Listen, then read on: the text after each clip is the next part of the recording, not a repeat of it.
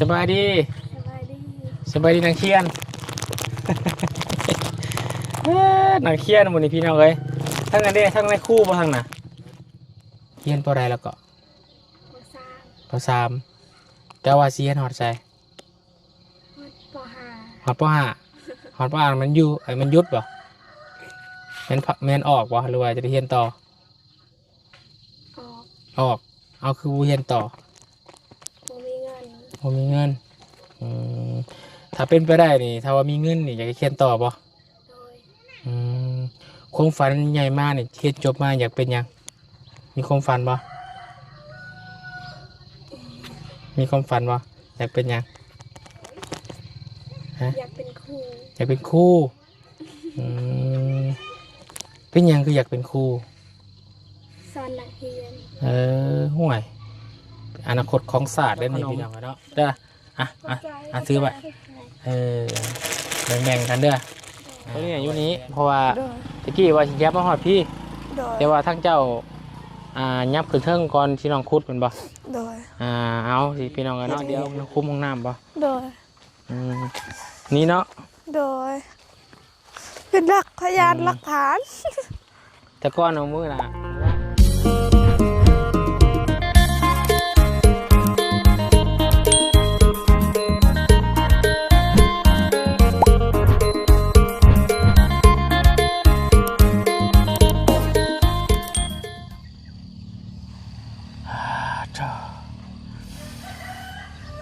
บรรยากาศในยามเศร้าๆวันนี้พี่น้องเลยเนาะหลังจากเมื่อวานนี้ป้าโตน้องทางชาวบ้านหรือว่าทางญาติพี่น้องทางฝ่ายเจ้าของดินเนาะแล้วก็ทางฝ่ายน้องป๊อปและพร้อมด้วยครอบครัวน้องป๊อปนักก็อยู่ได้อยู่พร้อมหน้าพร้อมตาแล้วก็ทางญาติเนาะบ้านไกลเคียงก็ได้มาเป็นสักขีพยานโอ้เกือบเบิดบาทหมดแล้วพี่น้องเนาะคนมาเบิ่งน้ำกันเมื่อวานนี่ก็คือว่าเรียบร้อยไปโดยดีเนาะในการซื้อขายที่ดินให้กับน้องป๊อปพี่น้องเลยเนาะก็ดีมุกดีใจมื้อนี้ก็เป็นเจ้าของที่ดินอย่างเต็มตัวแล้วพี่น้องทางน้องป๊อปคนก็ได้ไปจิตแดนอนเมื่อคืนนี่นอนรับอยู่บ่ทางน้องป๊อปเนาะทางบนเองก็สิได้มา และพี่น้องติดตามเนาะเรื่องราวโยทางด้านครอบครัวของน้องป๊อปเติมเนาะบรรยากาศแต่เศร้าๆเลยวันนี้พงบุญมาก็เนาะแดดยังกำลังขึ้นพี่น้องเลยในเวลา6 โมงเช้าพี่น้องเลยบุญกะตื่นมาแต่เช้าเนาะสิมาถามเรื่องทางน้องป๊อปเนาะแล้วก็เรื่องนี่แหละพี่น้องกับ FC กับพร้อมพี่น้อง FC เพิ่นกะคอมเมนต์มาบอกอยู่เนาะต้องให้มาบุญซื้อเป็นพวกเสาปูนเนาะเป็นเสาปูนเสาขั่วคือมาปักไว้มาฟังไว้สีด่านสีมุมพี่น้องเลยแต่ก็ผมคิดว่าทางด้านนี่สิว่าเป็นอย่างเราไปดอกทางด้านบนแหละเนาะทางด้านแดนฟังทางดินไฟหนึ่งเนาะแล้วก็ทางในเนี่ยก็สิบ่มีปัญหาอย่างเพราะว่าแต่ก็ฟังไว้กันดีขึ้นกันพี่น้องเลย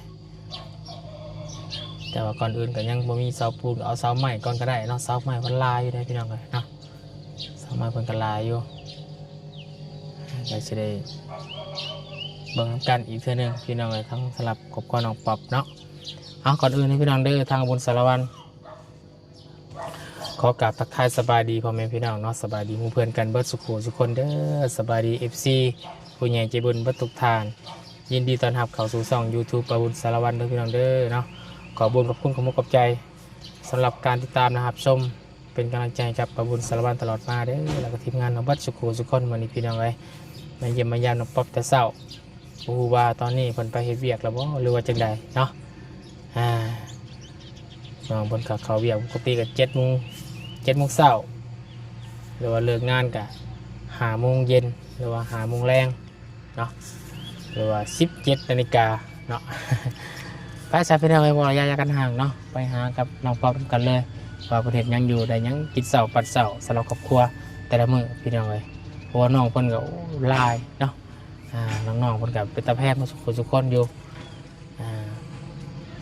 ไปพี่น้องไปเบิ่งนำกัน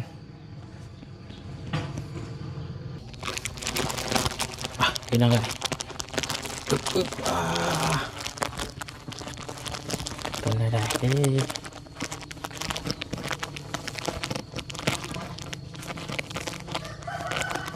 คือเงียบสมอสมีแท้เนาะน้องคนไปโรงเรียนแล้วก็เดี๋ยวไปเบิ่งก่อนแม่นน้องคนพี่น้องกันน้องสีบ่เอาพี่ลูกเอาไว้มาพี่มาหามาไว้นักเขียนนักเขียน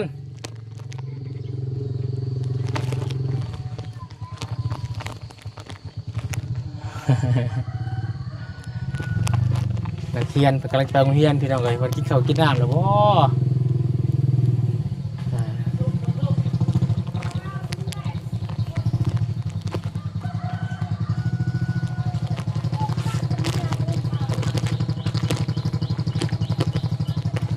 แดดแจ่มแต่เสาร์แถวนี้พี่น้องเลยแดดออกส่องมาแต่เสาร์แต่เสีย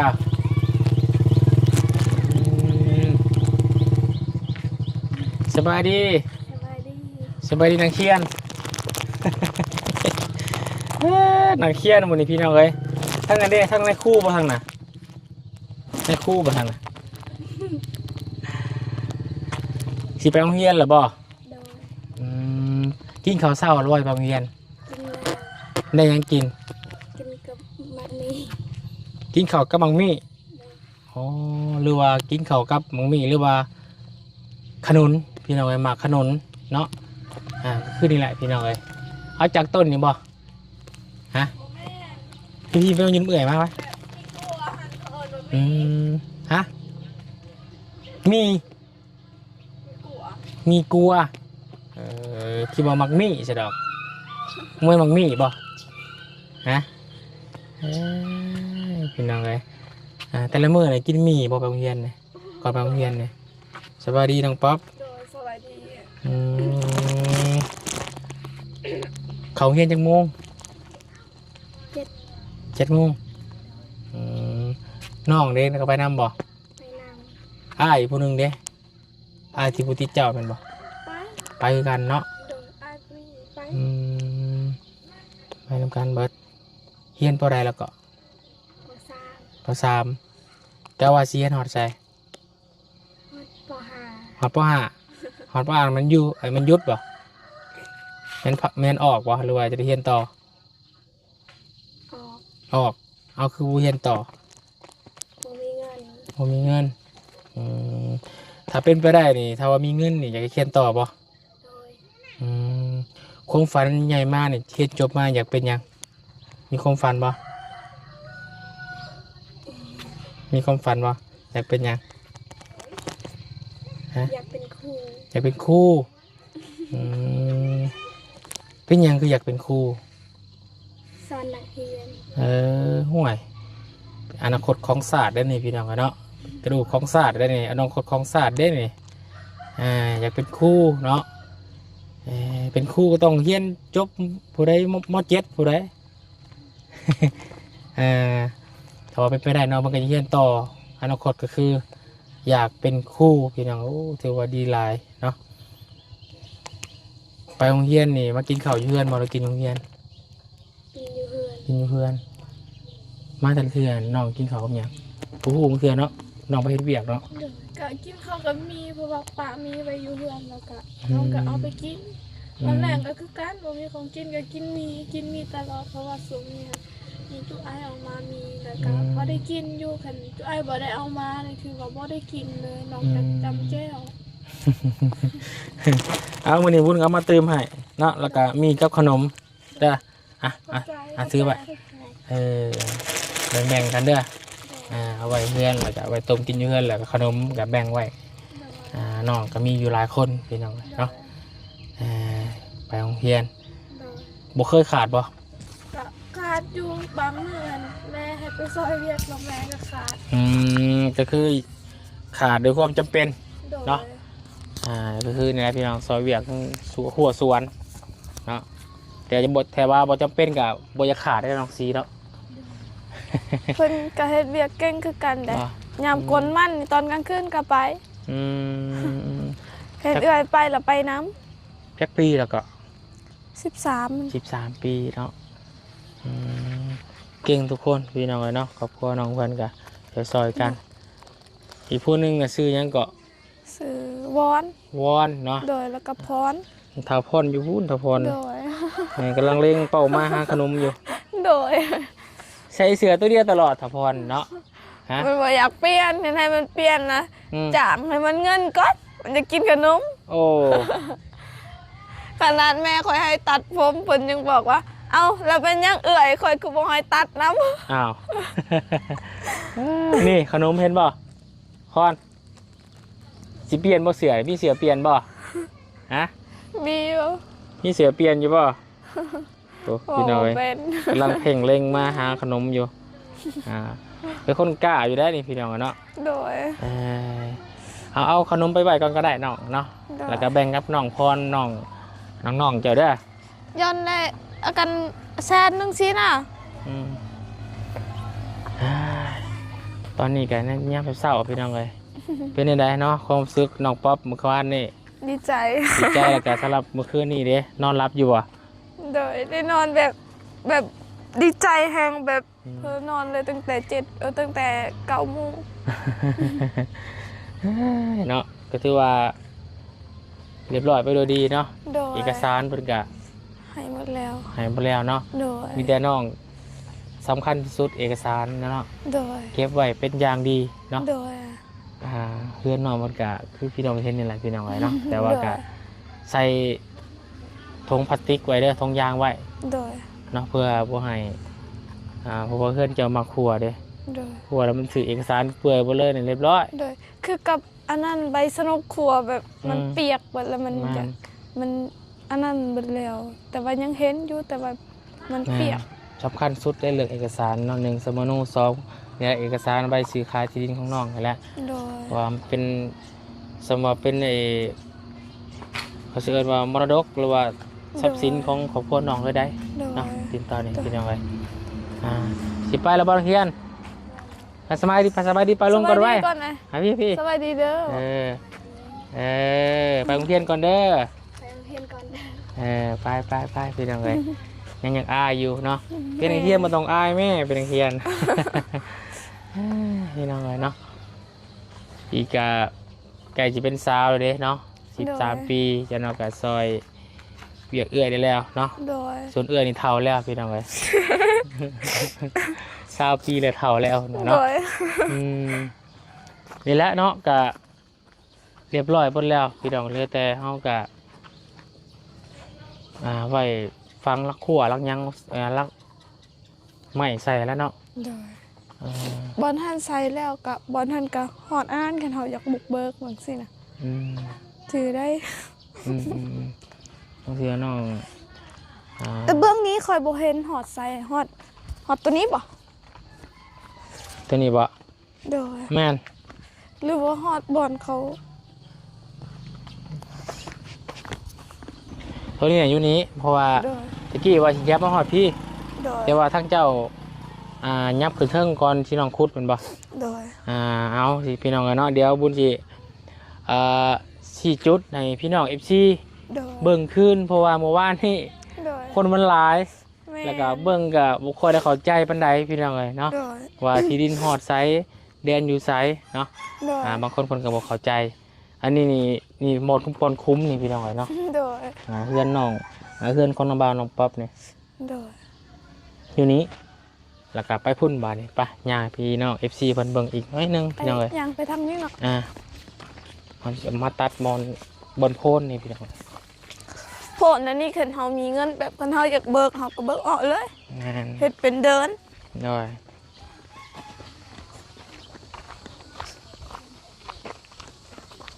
น้ำกับน้ำฮอดบางหันกับบริเวณฮอดปันนาทีบริฮอดคุ้มห้องน้ำปันนาที ฮอด ฮอดบ่พอดีเพียง พอดี คุ้มห้องน้ำบ่ โดย นี่เนาะ โดย เป็นหลักพยานหลักฐาน แต่ก่อนเอามือน่ะมือว่านี่คุ้มนี่พี่น้องเลย โดย ได้คุ้มนี่แล้วก็มันต้องเลยค คุ้มเพื่อนนะบ่าวน้องคนไปแต่ว่าขยับเข้ามาทางเทิงพี่ โดย ขยับมาพี่แล้วสิมาอยู่นี้ โดย มันอยู่นี้แล้วก็ซื้อไปนี่แม่สิ คล้ายๆคือว่า3แจม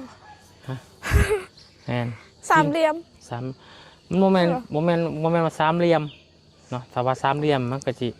เป็นโมเมนต์สามเหลี่ยมมันบินมันสิเจอมาในนี้โมเมนต์สามเหลี่ยมมันก็สิต่างหากกับว่าสามเหลี่ยมเนาะ สามเหลี่ยมก็เป็นแบบนี้แหล้วสามเหลี่ยมอาจจะเป็นเจอๆนั่นนึงเนาะมันจะโค้งบอลดินเพิ่นบอลแค่นั้นเนาะอันนี้จุดที่สองพี่น้องเนาะแล้วก็ซื้อไปนี่แมนสิตำกับกอไผ่เลย โดย ไปย่างพุ่นไปตำกับกอไผ่เลยพี่น้องเลยเบิ่งให้ย่างให้พี่น้องเบิ่งอีกก่อนนี่แมนตำกับกอไผ่ ย่างให้พี่น้องคนน้อยหนึงพี่น้องเนาะแล้วก็เข้าไปในเม็ดกอไผ่นี่ โดย บ่ไปกระยาน้องไปกระยา ติ๊กหน่อยขี่ อยู่ห้านพี่น้องเลยเนาะ โดย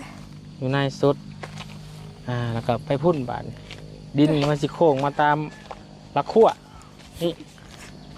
มันจะเจอมานี่พี่น้องเลยโค้งมานี่น้อยหนึงนะแมนอยู่บนก๊กไม้พอดี โดย เนาะ โดย ก็สิประมาณนั้นเนาะ โดย เพราะว่าเดือนสิอยู่ประมาณนั้นเนาะ โดย ของหัวพุ่นพี่น้องเลยเอาพุ่นแมนไปทางเพื่อนในบาร์นอกปั๊บพี่น้องเลย โดย ประมาณนี้แหละเนาะให้พี่น้องได้ครับได้ชมน้ำกัน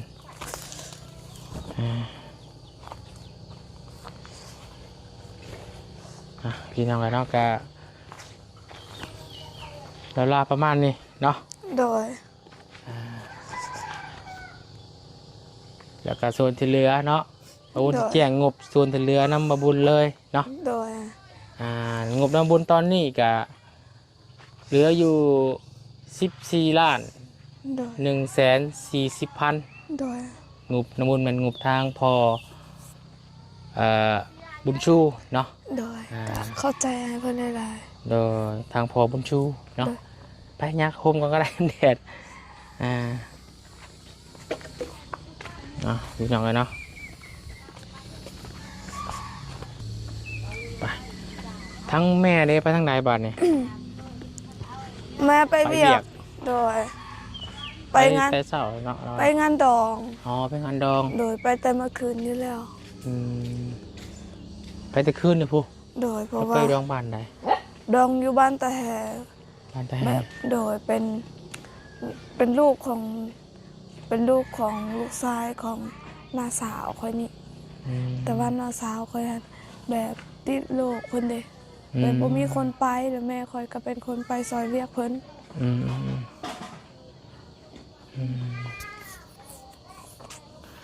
ไอ้มาผู้เดียวอ่ะ แม่นมาเรียกทีมงานยังบ่ตื่น โดย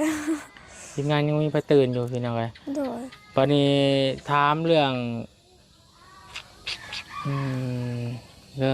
เวียกประจำของน้องป๊อปนี่พี่น้องเลยเนาะ โดย ก็คือวันนี้น้องจะไปเวียกแมันบ่ ยังบ่ได้ไป น้องบ่ได้ไปเนาะ โดยเพราะว่าแม่ให้เขาไปในสวนนำมื้อนี้ แต่ว่าบอกครอบเพิ่นแล้วเนาะ โดย เพิ่นก็โอเคบ่ ก็โอเค โอเคพี่น้องแค่นี้จะถือจะได้ดีเนาะ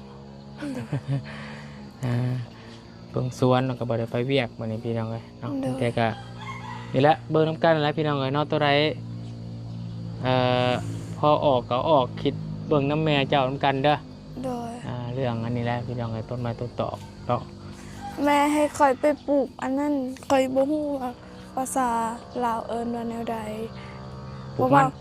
บ่แม่นปลูกแบบมันตัวนั้นเขากินอยู่แต่แบบเขาบอกว่ามื้อนี้ดีเขาให้ไปปลูกเด้อ มันแก้วบ่ บ่แม่น บ่แม่นมันบ่ โดย ปลูกอยู่ใช่ ปลูกอยู่หัน อยู่สวน โดยแต่ทายให้แม่มาก่อน โอเคพี่น้องเมื่อได้จะแม่มายังบ่ฮู้ โดย แม่ก็บ่ได้ใช้โทรศัพท์บ่ บ่ได้ใส่เพราะแม่คอยบ่มี ทุกอย่างสิแม่สิมาก็ต้อง ก่อนสิไปก็ต้องบอกก่อนมาสิว่ามาตอนไหนเนาะ โดย จันชิวพี่น้องเอ้ยทั้งน้องป๊อปได้หยังกินเช้า มีคือกัน มีคือกัน แต่คอยยังบ่อยากเข้าตอนเช้าเลย ปกติกินข้าวจักโมง 11 โมง 11 โมงข้าวเช้าอยู่ได้ โดย ข้าวเช้า11 โมงข้าวเที่ยงเราต้องมาแรงหมดแล้วเนาะ โดย แสดงว่ามื้อหนึงกินข้าว2เทื่อ คันบางมื้อมีของกินแซ่บนี่ก็อดบ่ไหวคือกันตอนเช้านี่ เอาพี่น้องมื้อหน้าก็สิมาซื้อของแซ่บมาล่อน้องป๊อปก่อนจ้ะ โดย ของแซ่บคือน้องนี่คือหยัง ปลานิ่น ปลานิ่น โดย มักปลานิ่น โดย อ๋อปลานิ่นนี่แบบไปได้ปลานิ่นเผาบ่ แบบใดก็ได้แบบเผาก็ได้หรือบ่เผาเฮาแกงก็ได้แบบเพราะว่าส่วนหลายสิได้กินแต่แกงเอา เพราะว่าทางบ้านค่อยแบบหลายแล้วก็คันเฮาสิปิ้งซื้อโตนึงก็บ่พอกินอย่างเฮาแกงเฮาใส่น้ำนั่นก็พอได้จิ้มกับน้ำมันก็ได้ น้อยๆแบบแรกก็ได้แล้วพี่น้องเนาะสลัดดอกป๊อป โดย เอาไปตัวดินดาวมากก็ได้ เฮ็ดเมนูเองเป็นบ่สลับปลาเนี่ย เป็น เป็นเนาะ โดย น้องมักเมนูหยังสุดมาเฮ็ดเองแกงต้ม แกงต้ม โอเคเฮ้ยมื้อหน้าสิให้น้องเพิ่นมาเฮ็ดสู่กินแต่เช้าพี่น้องเอ้ย โดย สิมาเช้ากูนี่ได้ซะเนาะ โดย ต้องมาแต่หาโมงพุ่นเนาะ ฉันนี่ก็ได้ รุ่นมาปลุกน้องป๊อกแต่วันนอนเลยพี่น้องเอ้ยเอาเนาะก็ถือว่าโอเคเนาะทางเจ้าของดินก็บ่ได้มีหยังว่าหยังติเนาะ โดยบ่ได้ว่าหยังทางแม่เพิ่นก็ดีใจนำคอยดอกก็ภาวนาว่าให้คอยได้ไวๆเด้อแล้วส่วงให้ยังบ่ได้นะเพิ่นก็บอกว่าอธิษฐานให้คู่มืออยากให้ได้ไวๆเด้อ คอยก็เข้าใจ น้อยดีแหละพี่น้อง โด เนาะ ย ก็ดีใจเราเพิ่นก็ดียินดีนำเพิ่นก็สำลูกสำเต้าคนหนึง โดย เนาะครอบครัวของน้องป๊อปสำหรับแม่กุ้ง โด เนาะ ย จึงเป็นเจ้าของที่ดินของละแวกนี้พี่น้อง โด เนาะ ย เพิ่นก็ใจดีขนาดในราคา15ล้าน โดย 20คูณ20พี่น้องเอ้ยก็ถือว่าเป็นบุญของน้อง โดย ป๊อปเป็นความโชคดีของน้องป๊อปเพิ่น โดย ที่เพิ่นหักคนแพงแน่พี่น้องเอ้ย โดย ก็ขึ้นอยู่กับตัวน้องป๊อปนั่นแหละเป็นคนดุเนาะเป็นคนดุขยันสีไปหาเฮ็ดเวียกเฮ็ดงาน โดย นั่นแหละพี่น้องเอ้ย คักแท้เลยเนาะ สวัสดีอ่ะ สบายดี สวัสดีไว้ สบายดี FC แล้วถ่าวพรพี่น้องเอ้ยเนาะยังบ่ทันละเข้าโรงเรียน โดย เข้าโรงเรียนคือว่าไปหาตีในหมู่บ่ เขาเป็นนักมวยเนาะ แบบยังบ่ได้เข้าขนาดอยู่เพื่อนนี่แบบดื้อแฮงแบบ เด็กน้อยบ้านค่อยก็ดื้อคือกันตีกันไปตีกันมา โดย พอแพ้ก็มาเฮือนให้ เอาพี่น้องเนาะ โดย โอ้เมื่อวานนี่ก็หลายผู้หลายคนเนาะคอมเมนต์ที่ว่าบุญถ่ายคลิปของหมู่น้องป๊อปก็คือน้องน้ำพี่น้องเนาะหลายผู้หลายคนก็อยากให้ทางบุญตามไปว่าซั่นเนาะ โดย ไปเบิ่งเฮือนน้องเพิ่นแหน่เป็นจังได๋แหน่ โดย ที่ต้นน้องเพิ่นพี่น้องเอ้ย โดย เพิ่นก็ถูกอุบัติเหตุทางอ้ายเสียชีวิตแล้วก็อยู่กับแม่ โดยอยู่กับแม่แล้วก็กับอ้ายแต่ว่าเดี๋ยวนี้เห็นเพิ่นบอกว่าอยู่นำแม่2 คนเพราะว่าทางอ้ายเพิ่นมีครอบครัวแล้ว ว่ามีโอกาสพี่น้องก็จังสิไปเบิ่งน้องเพิ่นเนาะ โดย แต่ตัวนี้ก็เบิ่งทางน้องป๊อปก่อนเนาะ โดย ซอยทางน้องป๊อป โดย โอ้ว่าสิซอยทำใดน้องป๊อปเนาะ โดย แต่ก็ดีใจแล้วเขาก็มีดินแล้ว บ่ต้องย่านสิย้ายไปใช้แล้วเนาะ โดย หารุ่นเบิ่งต่อไปนำกันเนาะสำหรับครอบครัวน้องป๊อปเพิ่นสิได้การช่วยเหลือทาง FC คุณอยากสิบุญใดสำใดก็ขึ้นอยู่กับบุญวาสนากับน้องป๊อปเพิ่นเนาะ โดย แพ้ซะโอเคเด้อ โดยโอเคขอบใจเด้อขอให้อ้ายเดินทางปลอดภัยขอให้อ้ายร่ำรวยขอให้อ้ายสุขภาพแข็งแรงเด้อจับหยังเฮ็ดหยังก็ขอให้เป็นเงินเป็นทองขอให้พระเจ้าอวยพรเด้อ โอ้ยขอบใจ ขอบใจคือกัน พี่น้องเลยเนาะไปมีแต่อาหารข้าวกินน้ำเด้อเดี๋ยวช่วงสวยๆเนาะทีมงานสิมาเข้ามาแสดงความยินดีน้ำใหม่ ไปโอเคบ๊ายบายโดย ไปโอเคพี่น้องเลยเนาะสำหรับคลิปนี้ทางบุญเองกะลาประมาณนี้เด้อมาให้พี่ให้น้องแล้วก็มาเบิ่งเนาะดินแล้วก็มาชี้จุดให้พี่ให้น้องนะครับได้ชมน้ำกันพี่น้องเลยเนาะเมื่อวานนี่คนค่อนข้างจะหลายสลมุนกันเนาะเบิ่งบ่ค่อยออกแล้วก็บ่ค่อยเข้าใจวันนี้ทางบุญเองพี่น้องก็มาถ่ายทำพี่น้องได้ชมใหม่เนาะพร้อมด้วยน้ำมีขนมมาให้น้องสีเนาะน้องของน้องพรเหมือนกับมีความฝันเนาะอยากตั้งใจเฮียนแต่ว่ามีเงินมีคำในอนาคตเนาะส่งการเฮียนให้น้องเพื่อนน้องเบิ่งก็อยากเป็นครูโอ้ถือว่าเป็นอาชีพที่ทุกคนต้องการเนาะคนที่อยากสมัครเป็นครูอาชีพเป็นครูนี่ก็น้อยอยู่ได้พี่น้องเนาะคอยได้ลายคอยได้เห็นลายเนาะก็ถือว่าโอเคอยู่เนาะมีความคิดที่ดีอยากสอนแล้วก็ให้คำพูดของสังคมพี่น้องเลยเนาะท้ายสาระคลิปนี้ขอลาก่อนเด้อพี่น้องเด้อพ่อเขาคลิปหน้ากันแล้วกันเนาะขอบคุณผมขอบใจทางพอบุญชูอยู่ทางฮ่องกงเนาะเมื่อวานกับบุญก็ได้ส่งบอกพ่อเพิ่นแล้วเนาะพ่อเพิ่นก็โอ้เบิ่งคลิปยิ้มบ่หยุดเลยแสนดีอกดีใจนำกับน้องป๊อปเพิ่นเนาะแล้วก็ส่วนงบที่เหลือ14 ล้าน 140,000เนาะก็คือไว้สมทบเหตุอย่างอื่นในเรื่องน้องเพิ่นเนาะเดี๋ยวลุ้นกันต่อไปว่าจะมีอย่างเกิดขึ้นเนาะแล้วก็จะมียอดสมทบมาเติมหรือบ่สำหรับเรื่องเพื่อนน้องเพิ่นเดี๋ยวลุ้นไปทำกันอีกต่อไปเนาะสำหรับคลิปนี้ทุกคนไปแล้วสบายดีเด้อบัดสุขสุขคนพี่น้องเอ้ย